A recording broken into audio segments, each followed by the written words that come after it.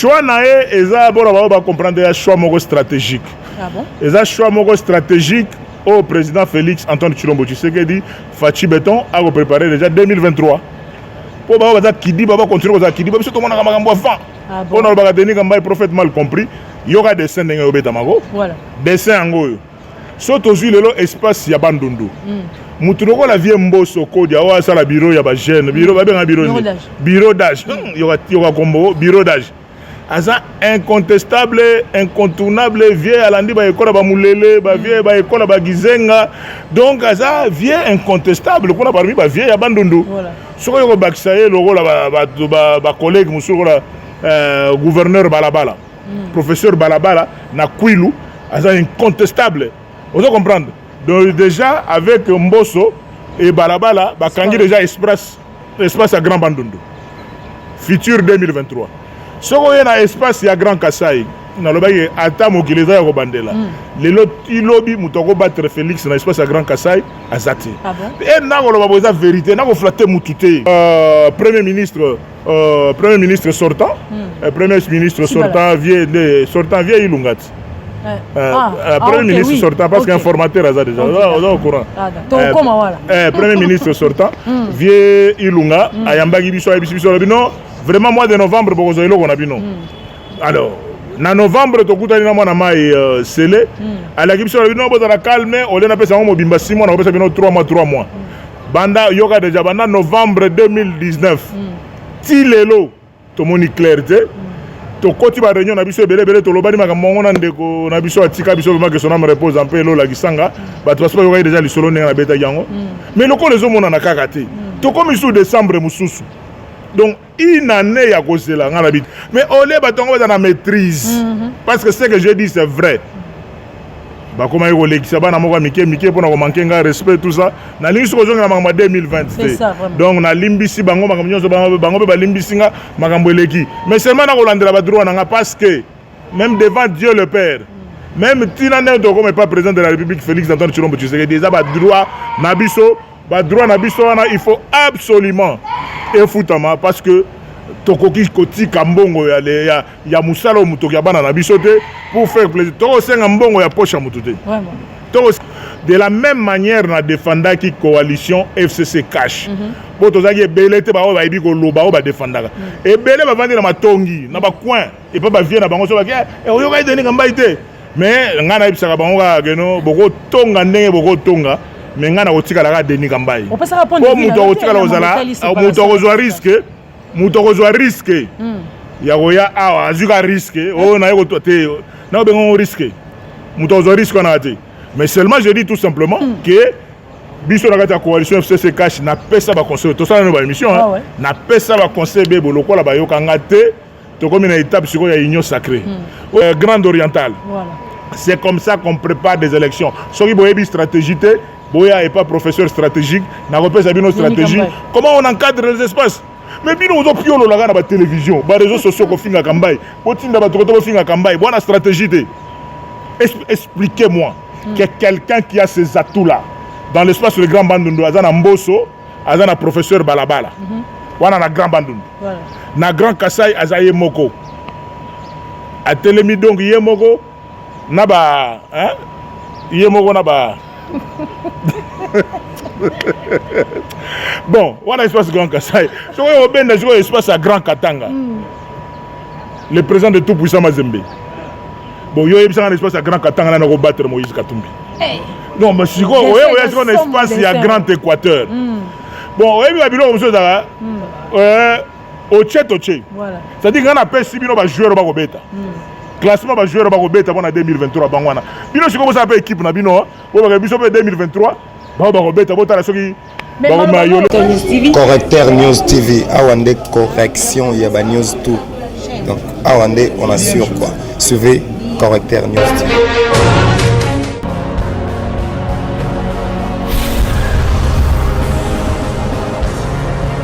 S'abonner massivement. Correcteur News avec Yemoko Rachou. Rachou. Bienvenue Bandeko Balandi à Caractère News TV, Rachou la caramel encore là chez vous. En ce moment, en tout cas, Tokotimbula Sika, Makamupe à Sika. Kasi Makamupe, il y a 2020, auto sola qui a mon penza, tout le cas, tout zongi sango, moi mouké, pour tout ça penza, les balobara ningala, tout ça maïna mesa. Kasi maïna mesa, on tokotia na nani na molobelia solo, auto bengi bongo, l'honorable sénateur Denis Kamba, il a une étoile sur la penza, actualité politique. Yamboka surtout yenda ko banda penza 2021 à Caractère News TV. En tout cas les pamboli nanga déjà na Sinazi. Bonjour honorable sénateur. Bonjour Lipassa, bonjour Rachou la caramel. Donc Lipamboli faut on a 2021, faut 2021 et ça a vraiment un numéro très différente dans l'année 2020. Nzamba Fumugimango Pambola pe abatela yo na libota na mobimba. Merci. Donc en ce qui nous concerne vraiment to ligni to profiter déjà na micro na pour to senga pardon. To senga pardon na ba o peut-être ba tout ça magi mitema na bango. Eza na ba cadre d'action na biso politique, eza na action na cadre ya ba makambo na biso ba association le Grand Kassai, eza na makambo sport dans n'importe quel domaine vraiment ba limbisa biso tozaka ba tout toza ba nzambete vraiment sincèrement to présenter bino ba pardon. Ba obe ba sengi biso pardon te biso mo to limbisi bango. C'est ça. Ba oba lingaka biso na ba lingaka biso te vraiment to limbisi bango ma o union soit 2020 eleka. Na profiter na micro na très rapidement mama pour na représenter ba venanga ya succès, ya bonheur, ya réussite. Na ba congolais nyonso toute tendance confondue na ba o nyonso ba nimera ga nzamba zali nzamba leki bato mokili ba o baza na kisasa na ba o baza na poto nzamba fumugimbango abatela bino bato nyonso vraiment nzamba sunga bango. En plus aussi mes vœux le meilleur particulièrement na ba membre nyonso y a synergie de notables associations du Grand Kassai à travers les 26 provinces et à travers ba o nyonso baza na ba pays ya diaspora kuna na poto Nzamba batela bango. Je profite aussi particulièrement pour représenter Bavé le meilleur na ba onyo so baza na kati ya fondation nanga fondation Denis Kambai où ils ont déjà installé na Kassai central mais aussi na Kinshasa ville en attendant que ne peut bisika et belé vraiment Bavé le meilleur na binomoko ba pandisango les amis de la presse. Merci beaucoup. Oh ba ebi que na camarades na bango on s'accompagne toujours pour ebi ko eba koloba na micro ezali li pana kwanga te et puis ça na mutu nyonso te pour ko eba koloba vraiment ba tshelo be micro bo caméra etelemi ko tala yango ko pesa vraiment sango balanda yo na plus de ba 1000 vies ba 400 000 vies il faut ça ba Denis Kambai donc yango siko émission to bandi nango vraiment Lipamboli nzamba pambola. Merci beaucoup en tout cas mais kasi ya yo lobi que au pamboli bandeko nyonso ba yosalaki mabe ba betanaki mabaku balimbisana. Bon totikali ko yoka pe na 2020 vous allaki na moi makambo elekaki moi ibele bato ba koleka koyeba mais au final Denis Kambai membre topé cadre na kati ya PPR. Qu'est-ce qui se passe na kati ya ndako bo benda na bino ezalaki kamonini ko toki Denis Kambai na ministre na biso ya finance Sele ya la Gouli. Sele aza moninga lisano ye mwana barumbunga mwana oni britannique ba commune ba benga ba commune révolutionnaire quoi ye mwana barumbunga mwana commune Kisasa et mwana commune ya Matete to tikala jamais cause na problème ezali na ka mal entendu au Denis Kambai en tant que gouverneur sortant parmi ba gouverneurs sortants au tozaki na bango biso nyonso to tikala cause ba indemnité de sortie na bisoti donc ba tutu ba yebi yango soko sali musala soki musala comme na suka ba futaka ba 6 mois ya ba indemnité de sortie lokola ba ndeko na biso ba président ba assemblée provinciale na ba député provinciaux tozaki na bango ba zwaki mais exécutif etikala yiko zwate yango ne tozaki ko landela likambona lokola pe Denis Kambai za munoko makasi Denis Kambai za na vision ayebi ko landela makambo de sorte que no mutu na mutu ba ke toza na état de droit maman erto ko loba likambo état de droit ezingo ba mutu nyoso ba droit na e pesa makandenge lingami donc na kati état de droit Denis Kambai atombola mungongo pona ko loba ke no ba indemnité de sortie na bango etikali ko futa mate yango nde salamaki ke no nako luka wana sango etambolaki na boyo kozongisa susu mbeli na pota ba yokaki déjà vérité ke no mwana mai na biso Sele azaki na problème te mais azaki mitindo utaki quelque part o balobaki ke no ba futa ba gouverneur te parce que ba mi futa déjà ba indemnité de sortir na bango na mbongo basala pona campagne ya dauphin na biso o tozaki na bango na kata masolo o eutaki koleka donc yango réponse okaki yango kala to yokaki yango sika annonce na toyokaki yango kala annonce na toyokaki yango kala mais tozaki ko enquêter pour est-ce que c'est vrai ou c'est pas vrai pourquoi parce que au monde déjà na mois de novembre mois d'octobre bayambi biso na octobre 2019 bayambi biso na premier ministre sortant, premier ministre sortant vient Ilungat. Premier ministre sortant parce qu'un formateur a déjà au courant. Premier ministre sortant vient Ilunga ayambagi biso non vraiment mois de novembre pour que on a bino. Alors en novembre to kutani na mwana mai scellé à la biso bino bozala calme on a pesa mo bimba 6 mois on a pesa bino 3 mois.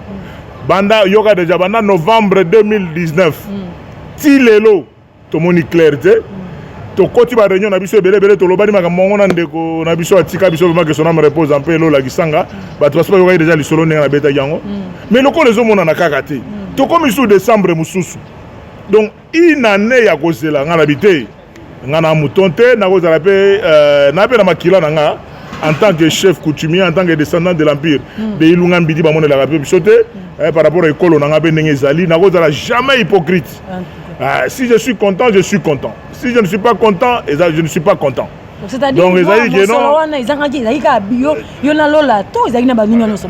est-ce que l'IPA s'arrache? Il y a un comportement, mais le col défenseur des droits de l'homme. Naza président de l'ONG droit et développement. Et ça m'a des droits vraiment congolais quand on dit état de droit, il faut défendre les droits ce qu'on veut défendre les droits c'est une affaire de nous tous. Autour de cela, il y a des gens mais on est dans la maîtrise parce que ce que je dis c'est vrai. Comment il y a respect tout ça na lingi soko zonga makamba 2020 donc na limbisi bango makambo nyonso bango ba limbisi nga makambo eleki mais seulement na kolandela ba droit nanga parce que même devant Dieu le Père même tina ndo comme pas président de la République Félix Antoine Tshilombo Tshisekedi déjà ba droit na biso il faut absolument efutama parce que tokoki kotika mbongo ya musala mutoki ya bana na biso te pour faire plaisir toko senga mbongo ya poche ya mutu te vraiment toko senga mbongo ya argent de poche ya mutu te toko senga mbongo oyo toko benga ba droit na biso nous devons récupérer ba droit na biso olobi ko zonga mai ya 2020 te kasi sengi lo sukula moi moke baninga musuri mais en mémoire ba comprendre pena solo likambo ezala ki boni olobi que balobaki ke bakopesa bino mbongo na bino te bato bakoloba boye sénateur Denis Kambai bamonaki na consultation tango bamoni na consultation batuni yo lobi te oyeli mamususu te oyeli ka mambo etali espace Grand Kasai le lenge nini kwa avancer espace wana et puis après tomoni okomi kotanga kombo ya Shadak comme otanga kombo ya Sele ya Laguli oyo bazali bongo bandeko no na kata lisanga na bino ya PPR bato balingi baloba lokola ozali kaka moto ya stratégie stratégie yango ngolo bake lokola zoko banga mwa nyamunya koloba ke na longwe na ye na ngana union sacrée ni oko baluka na sima ya monsol oyo okotanga lelo lola lokola sa kufi nde nyonso yo kobimisa lipasa ya liboso vraiment molimo ya mowe basakana na ngana zali fondamentalement spirituel naïbi ko respecter ba o ba kufa naïbi ko respecter bokoko ce n'était qu'un exemple on a pêché en 2020 mais na ko vandaka na likambo moko te na continuer ko tanga comme ndeko mais ba sena ba gouverneur tout ba yebiango na tangi bino ke ezalaki na ndako na ngai te to sala réunion et na salle de fête ya vie André Kimbuta o ba benga salle Algave na Kabinda vieux Kimbuta ndem to yambaki biso kuna biso tous les gouverneurs étaient là pour ça qui peut ba noter la déclaration tout ça mais ya on a lobby par rapport à ba âge au début d'abord que non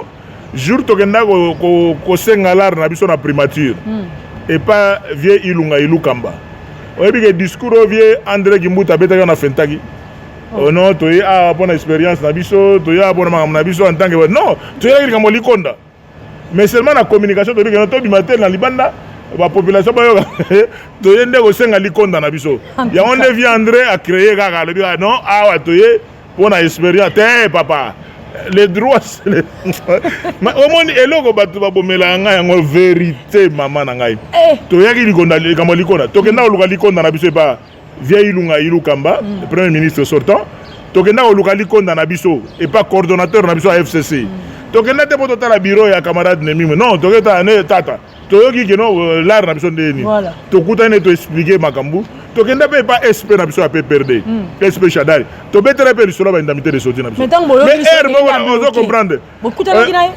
tolobela e tolobela e ba information so yebani. Mais le problème qui est là c'est quoi? Mutra a défaut na caractère na. Beaucoup de na mai moko boye. O mana d'autres Denis vraiment na landa émission na yo qui to comment vraiment tu nous défends très bien.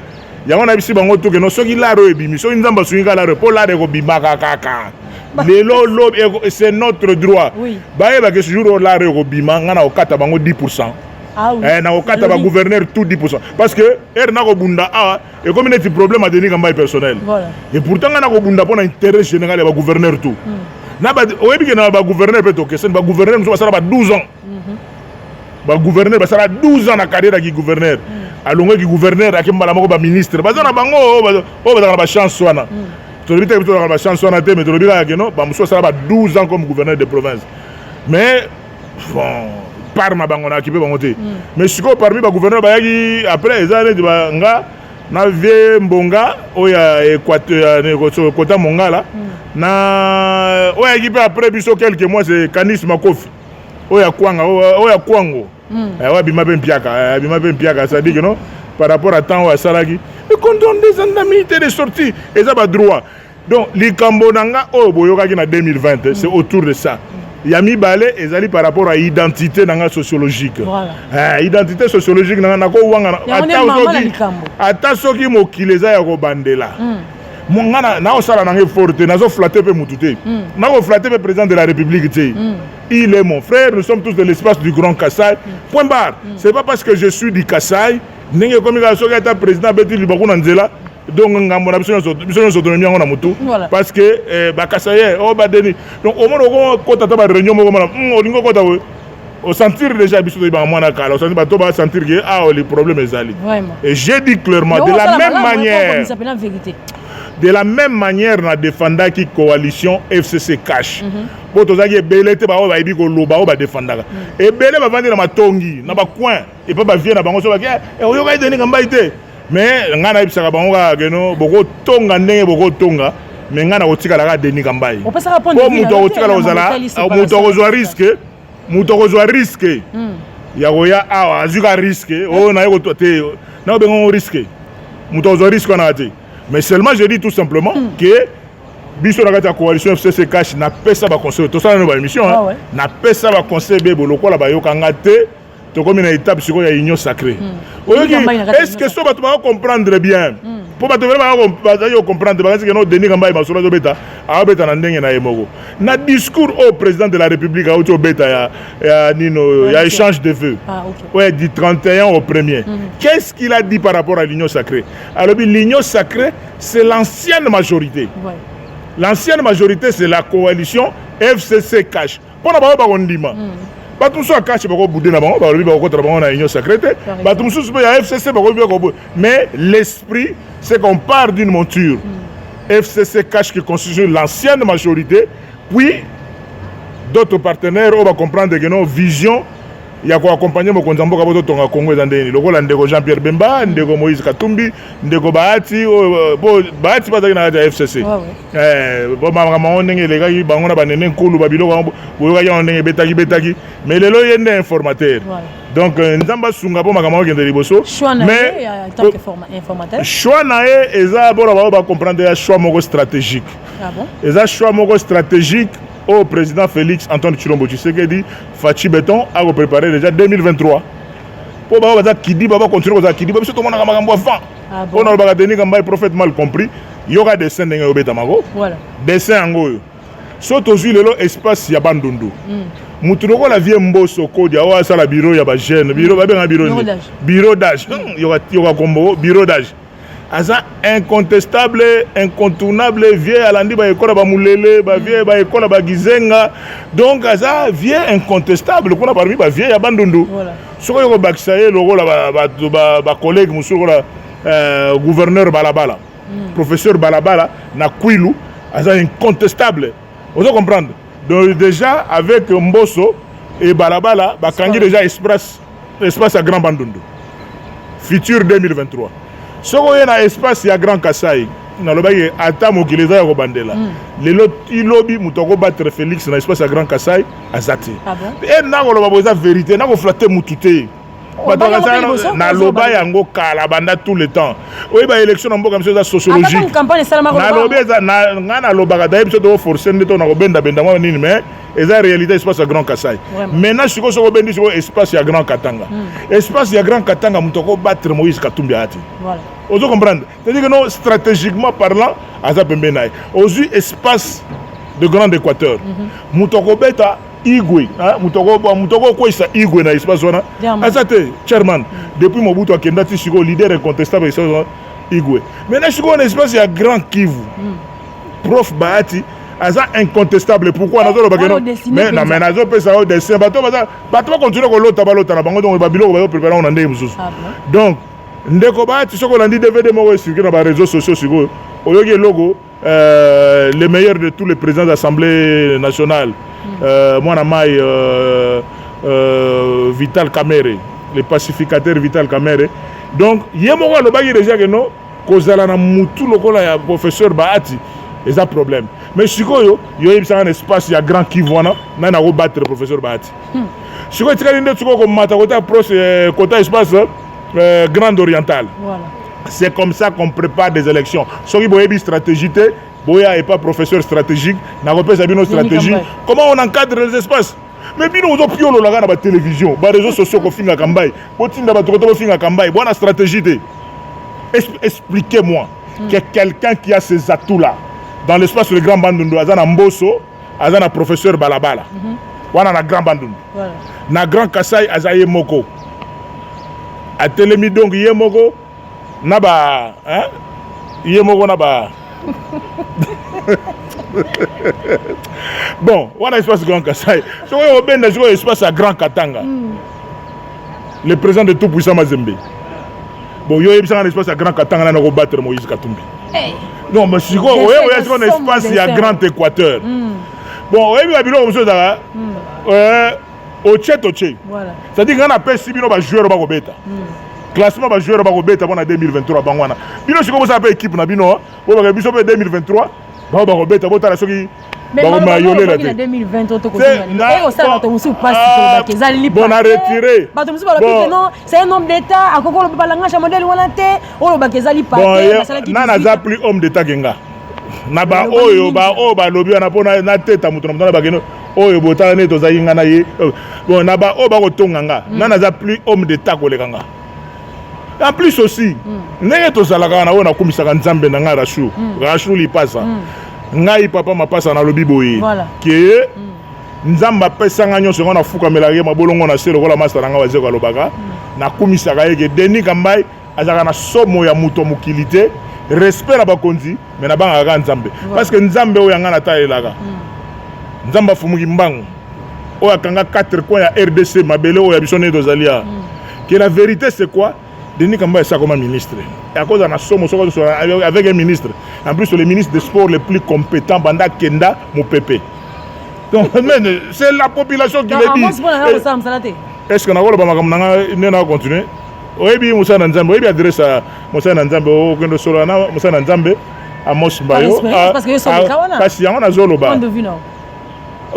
D'ailleurs, Amos, on a un problème. Amos, tu as conseillé, tranquille, je n'ai pas de problème avec lui. Mais le problème, Oyo, Air Master, il passe à Willy Bakonga Yaga. Au moins, il Willy Bakonga Yaga. Première chose, quitter si panneau dans la photo, il y a beaucoup de gens qui ont Bunda Bitumba na Rwanda. On a Bitumba. Vraiment. On a chan na Rwanda. On a beau chan photo, on a des esprit moussou sur le Belagabino. Esprit est mort que nous bolongo liango. Tu n'as pas au Sénat, pardon. Mais vous avez au Sénat, pardon. Bon, ça la orgueil. C'est-à-dire que non, il faut vous y aller. Magamba balle ou à habiter par la banque de débrouiller. Donc ça pour le Denis Kamba ministre des Sports. Est-ce qu'on va continuer d'abord Rachou, na vie il faut que la stratège. Na lobi kana na qui sont ministre qui sont député parce que oui, bien, ça, Denis Kamba est député national élu dans Calcio. Moamba, donc, première élection élu dans Moamba. Si on a stratégie, la logique à Chimbambila, Denis Kamba est président, il y a député national tout à Kin. Dans la composition de l'Assemblée nationale, il y a 2006. Dans l'obité, il y a Siko, il y a Fouin.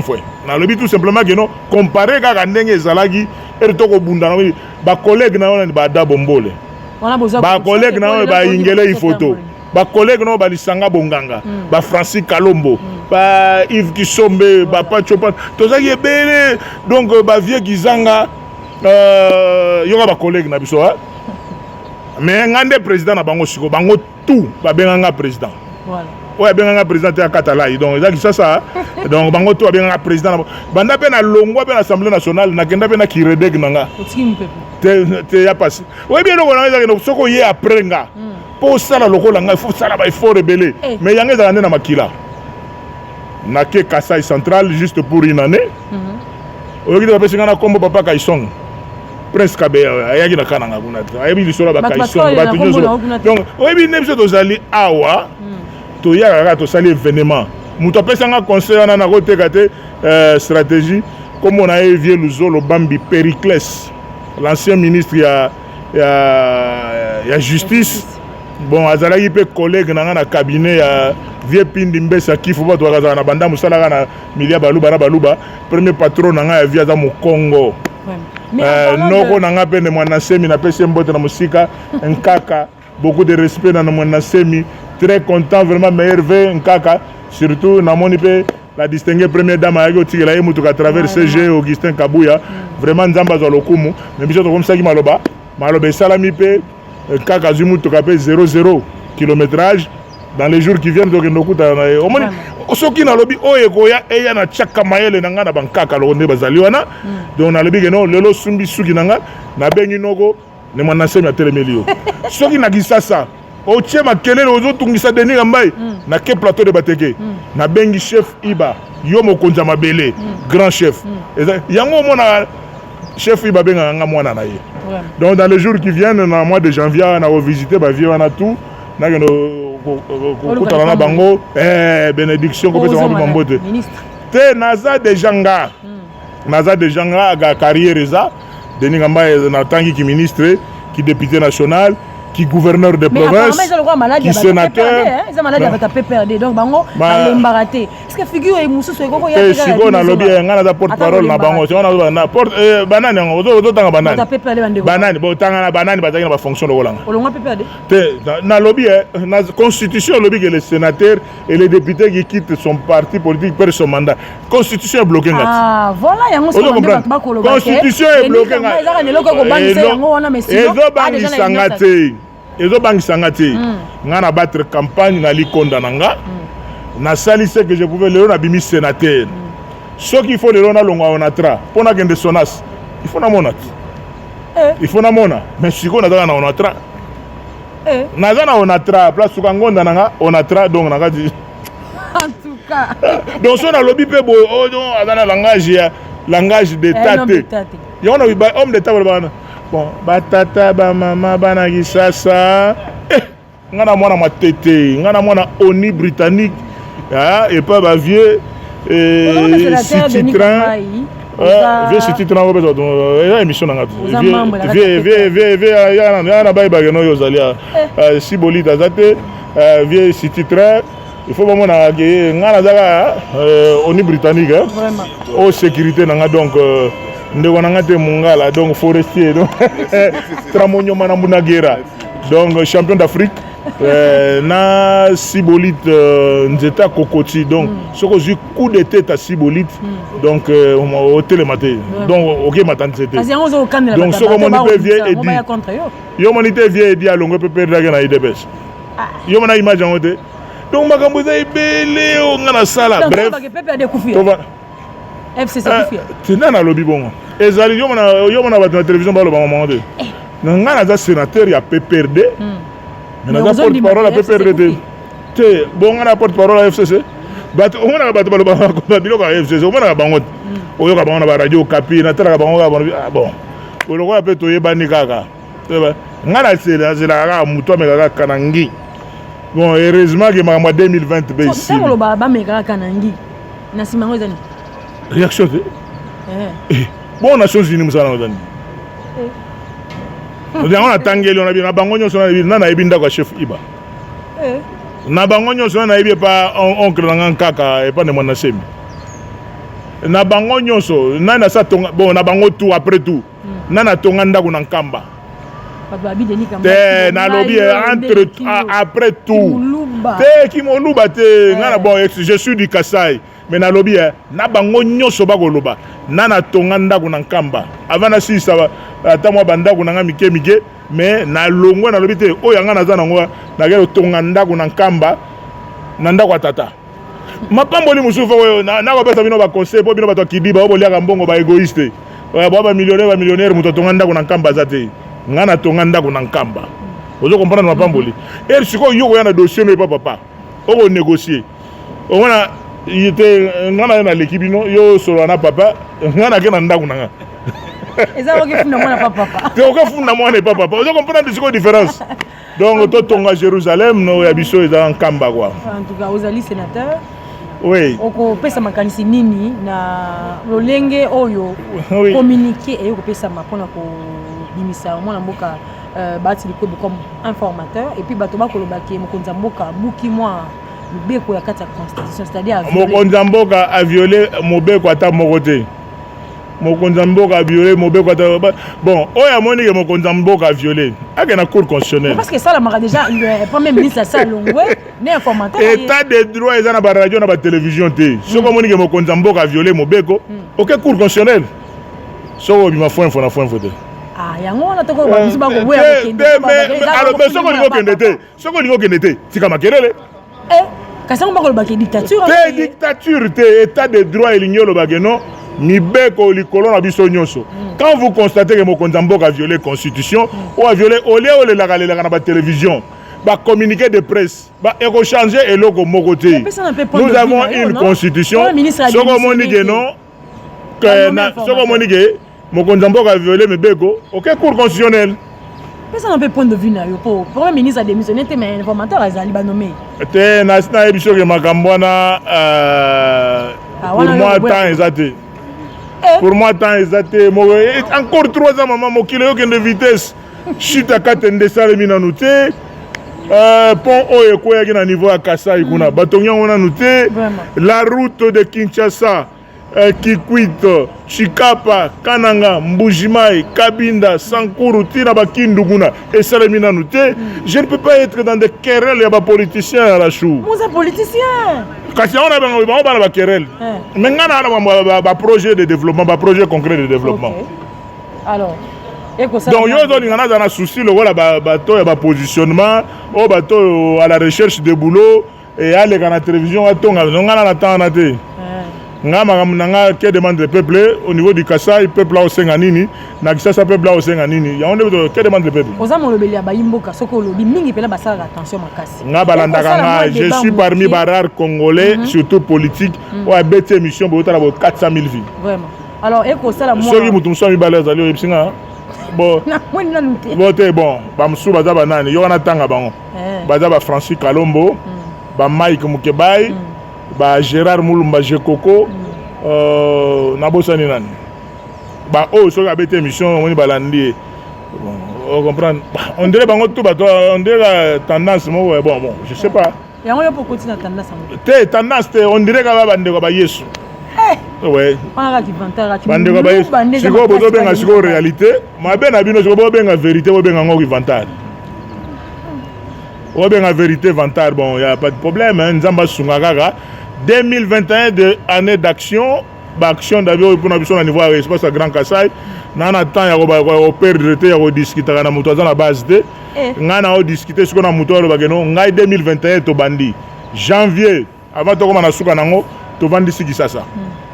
To vandi siki sasa avec vers fin nango déjà to vandi siki sasa to tra ba mesure barrière ndenge zali. So les a un peu assoufflé. Tochevier Roger Nkata, président en synergie de notable association de Grand Kasai et ville de Kinshasa, ba Lukusa, ba nane ndeko na biso ba Lukusa, ba za kota ba poto kaboli Kinshasa na 4 avec azana 4 vice-gouverneurs na un président avec 4 vice-gouverneurs oya Chango, oya Lukunga, oya Funa, oya Moamba. To vandisi bango, to vandisi na ba commune tout. Na respirer. Merci beaucoup. Ba membre de Grand Kasai synergie na démarré. Na jimu to kana na mati Congo central et pas président Kozam.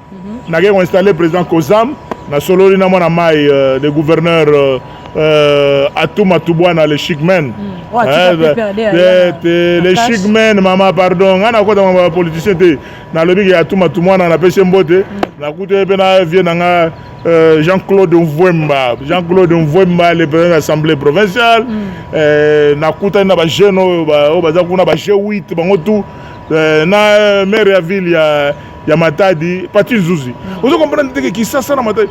On dirait qu'on est partout. Na vandi si bango. Après na yo zonga mama. Après na yo zonga woto. Kota Kwilu. Na vandi si na Kenge, bato Kwango na ke Kwilu. Parce que président ya espace ya Grand Bandundu, président ya nini ya Kwilu, ada na siège nende na Kikwit. Ndoyi na Deni. Après na ke Maindombe. Na kozoba Saddam banani toke Maindombe kuna toke ko installer moi Liboke, moi Mbisi, moi Ngando. Président nanga utu ya Grand Kasai baki azoki déjà moi bangando moko azoki langa ba lokese ya mike wana to installer kuna na zongi kisasa na Zunzela Chikapa Kananga Mbujima eti kuna na koti Grand Équateur na koti Grand Kivu na vandi ici le 26 provinces na respirer siko to ya kotuna na ngana yo 2023 yo siko bandolo banako na compte ya nani. Vous comprenez? Donc, na pêche, na teki déjà stratégie. Donc, après, si on a vendu, pas ma belle n'a na côté que la bonne stratégie, mais bon, vous avez banné à vendre la moitié. Hein? Pour na biba na mai na belé, na longo ministère des sports. Bilo va donner na mai to yebi ango, banzera kenda to yebi ango. Ah bon? Mais oyebi nganga ta soki pêche moi na ne bilo mais moi et logo mo za yo itala yemo. Donc, ce n'est qu'une expression.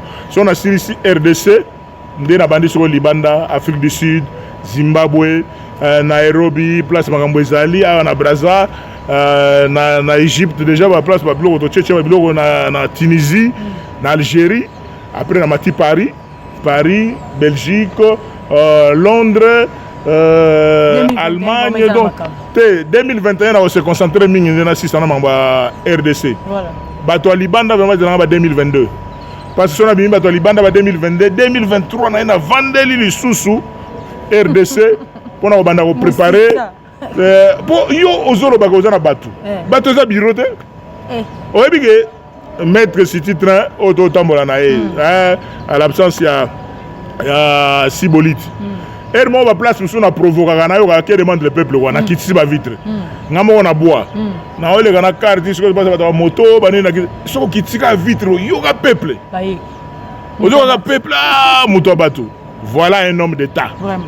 Un homme d'État, ils ont mis bien un homme d'État parce que l'autre costume cravate impopulaire. Moutoucha yoka, bon, qui homme d'État na yo mo la famille na yo. Biso homme d'État, ils allaient peuple. Ils ont dans la peuple. Vraiment que nous tout le monde qui ça là qui te bite te bien en discours, te bien en annonce, te bien en ligne. C'était mais un discours à échange de vœux et donc on a présenté ba vœux dans la communauté espace à Grand Kassai na l'accident Benzela, né au Tambola en 2021 essentiellement concentré dans ma installation il y a mouvement quoi, installation il y a synergie de notables à de Grand Kassai. Na rappelé bango pe histoire pendant le bageno ma solo bo mo na le Grand Kassai le to bandian le lote depuis 92 donc ça fait 29 ans. Ça fait 29 ans que na ko bunda mangamba kassaïsme. Donc tout ko bunda to ke le liboso ezali le ezali message munene yango bomoni ba autorité traditionnelle. Union sacrée. Par rapport à Union sacrée, ils ont bateau de Noé. Il est encore tamboula dans le bétité. Bah on va dans bateau ya yoga ba bazo mona pe ba monaka. Pour ça ba prophète des nations vraiment. Prophète des nations boketu premier Wayambo. Mona ko mina kisasa. Bango ko mina kisasa côté kuna. Biso na ba vieille ingere kota likolo donc ayebi de quoi je parle. Place azo ya betana no musique avec accordéon, harmonica. Et bandeli, bané ba 80 kingandi, ba 87, 88 donc avec un harmonica, banini. Prophète des nations, on appelle ça la musique, un prophète politique mal compris. Donc on peut ça l'isolo ya wolobageno. Union sacrée ça bateau de Noé. Merci beaucoup na mokonzambo ka yemo appelle ça clairement le bigeno. L'Union sacrée est constituée de l'ancienne majorité. À l'obité de cash sans FCC, non. De l'ancienne majorité, c'est-à-dire que on va comprendre Nagaja cash, que ma solo yango. On va comprendre Nagaja FCC, ma solo yango. ba o na kati ya lamuka ba comprendre que masolo yango ba indépendant na ba ba na makambo te ba tche mokonzi mboka poids pour avancer atteindre objectif na mais boulot ba pesi vie ba ya boulot facile ba pesi vie facile vie ba ti boulot facile yo monaki na ba réseaux sociaux te ba que non vie ba oti nommé so na poko na tongo a 340 coups de fil. Donc 340 députés de donc bango mo nan ba tuni bango te question est-ce que bon limite ba limite toza déjà. Oui, avant que baloba président. Donc bonne chance toi avancer. On doit avancer. On doit avancer. OK. Ya li solo li kelemba non na bona betango li solo mais ya li kelembe otikala li kelemba. Oh yebi donc la vie continue. Merci beaucoup. Merci Rachou. Merci Mboula Sikama. Merci. Ndamba pambola biso, ndamba batela biso. Que Dieu vous bénisse tous. Oh ya mabe na lobi na émission parce que comme iboé est-ce que vraiment sincèrement est-ce que né na lobi émission na lobi mabe est-ce que na fini mutu. Bon. Mais so na lobi mabe pe hein bolimbi sangai. Mais ceux qui viennent à lobby m'a bête bossa l'effort pour nous comprendre. Voilà. En plus aussi le langage que j'utilise, par rapport à ba oyo balinginga, na ba balingi ba yoka ndenge na zo bilango les anaboyi. Na rolobate oya bino o bozaka so bozaka 14, so yi bozaka so 20 kaka. Mieux vaut na lo ba million parce que soko beti le la machine 450 000 vies, 500 000 vies dans une émission dans moins d'un mois et donc ça facilite. Merci beaucoup Bandeko Botika tout juste côté branché au tournant Rolanda Bongo. Mon mboka l'honorable sénateur Denis Kamba Ilinga Manuel Penda actualité politique ya mboka surtout qui est côté Penda na né sika en tout cas Maya Sikande ezokota to ko démarrer na espace Grand Kassai to ko bal chou na ba émission très prochainement. Correcteur News TV awande correction ya ba news tout. Donc awande on assure quoi. Suivez Correcteur News TV.